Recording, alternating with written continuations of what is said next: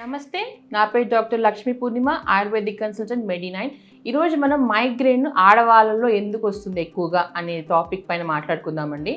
ఆడవాళ్ళలో ఎందుకు వస్తుంది, మైగ్రేన్ ఎందుకు వస్తుంది అంటే మనకి హార్మోనల్ చేంజెస్ వల్ల కూడా, స్ట్రెస్ లెవెల్స్ ఎక్కువగా ఉన్న వాళ్ళల్లోనూ, మళ్ళీ ఏంటంటే వీళ్ళకి పీరియడ్ పెయిన్స్ అని మెన్స్ట్రల్ సైకిల్లో కూడా మనకి ఏంటంటే కొంతమందిలో ఈ మైగ్రేన్ అనేది ట్రిగర్ అవుతూ వస్తుందన్నమాట. నార్మల్గా ఉన్న వాళ్ళలో మెన్స్ట్రల్ సైకిల్ వస్తుంది అని ఉన్న 1 వీక్ ఉందనుకోండి, మెన్స్ట్రల్ సైకిల్ వస్తుంది అనగానే 1 వీక్ బిఫోరే మనకి మైగ్రేన్ సింటమ్స్ అనేది ఆల్మోస్ట్ కనబడుతూ ఉంటుంది అనమాట చాలామందికి. అంటిల్ ఆ మెన్స్ట్రల్ సైకిల్ అయిపోయేంత వరకు కూడా వాళ్ళు ఈ మైగ్రేన్ అటాక్తో సివియర్గా బాధపడుతూ ఉంటారు. నార్మల్గా ఆడవాళ్ళలోనే ఎందుకు అవుతుంది అంటే వాళ్ళ స్ట్రెస్ లెవెల్స్ అనేది ఎక్కువగా ఉండడం వల్ల, మళ్ళీ ఏంటంటే స్ట్రీనస్ వర్క్ ఎక్కువ కంటిన్యూస్గా వాళ్ళు పని చేయడం వల్ల కూడా కొంతమందిలో ఈ ప్రాబ్లం అనేది కంటిన్యూస్గా చూస్తుంటాము. అలానే జెనెటికల్ ప్రాబ్లము, మళ్ళీ ఎన్విరాన్మెంటల్ ప్రాబ్లమ్స్ కూడా అండి.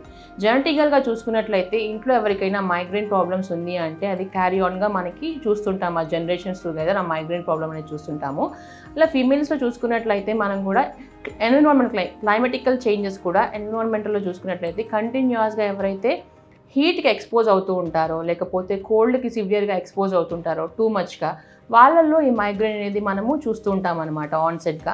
వీళ్ళు కూడా సేమ్ సిమ్టమ్స్ అండి, నాజియా కానీ, వామిటింగ్స్ కానీ, నెక్ స్టిఫ్నెస్ ఉండడం కానీ, అలాంటివి కూడా మళ్ళీ ఏంటంటే మూడ్ స్వింగ్స్ అనేది ఆల్మోస్ట్ చాలా వరకు మనం ఫిమేల్స్లో ఎక్కువగా చూస్తుంటాము. ఎందుకంటే హార్మోనల్ ఇంబ్యాలెన్స్ వల్ల వాళ్ళకి ఆల్రెడీ మెన్స్ట్రల్ సైకిల్లో హార్మోనల్ ఇంబ్యాలెన్స్ ఉంటుంది కాబట్టి, మళ్ళీ దాంతోపాటు ఇది యాడ్ ఆన్ సింటమ్స్ లాగా మైగ్రేన్ కూడా ఉండడం వల్ల ఏంటంటే వాళ్ళకి ఈస్ట్రోజన్ లెవెల్స్ ఎక్కువైపోయి వాళ్ళకి ఏంటంటే ఎక్కువగా కోపం రావడం ఒకటి, వాళ్ళు ఏంటంటే సైకలాజికల్గా కూడా వాళ్ళు చాలా వీక్గా అవ్వడం కూడా మనము ఈ కండిషన్లో చూస్తుంటాం అనమాట.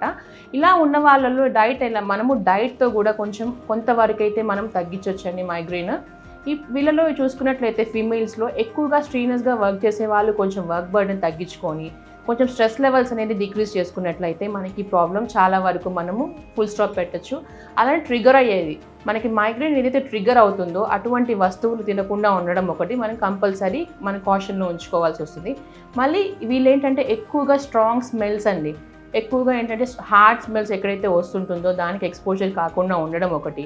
మళ్ళీ కొంతమందికి పెయిన్ స్మెల్స్ చూసినా కూడా ఏంటంటే మైగ్రేన్ అనేది మీకు ట్రిగర్ అవ్వడం అనేది స్టార్ట్ అవుతుంది అనమాట. ఇలాంటి వాళ్ళల్లో మైగ్రేన్ తగ్గించాలి అంటే ఏం చేయాలంటే నట్స్ ఎక్కువగా తీసుకోవడం ఒకటి, హోల్ గ్రెయిన్స్ అనేది మన కంప్లీట్ ఫుడ్లో కూడా మనం ఇంప్లిమెంట్ చేసినట్లయితే, మళ్ళీ లీఫీ వెజిటేబుల్స్ అండి, ఎక్కువగా లీఫీ వెజిటేబుల్స్ తీసుకున్నా కూడా మనకి మైగ్రేన్ అనేది తగ్గుతుంటుంది.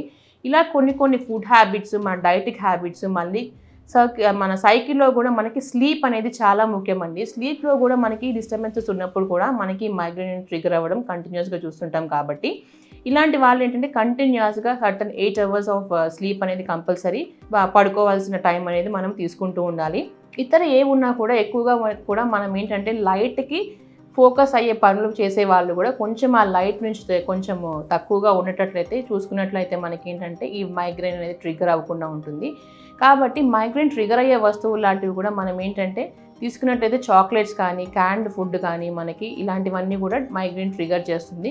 కొంతవరకు కెఫిన్ ప్రోడక్ట్స్ కానీ తీసుకున్నట్లయితే కొంచెం వరకు మీకు రిలాక్సేషన్ అనేది ఉంటుంది. కాబట్టి సర్టన్ అమౌంట్ ఆఫ్ కెఫిన్స్ అనేది మీరు ఇంప్లిమెంట్ చేసుకున్నట్లయితే మీకు ఆ మైగ్రేన్ అనేది చాలా వరకు తగ్గుతుందండి. ఇటువంటి వాటి గురించి తెలుసుకోవాలంటే మెడి9కు సంప్రదించండి.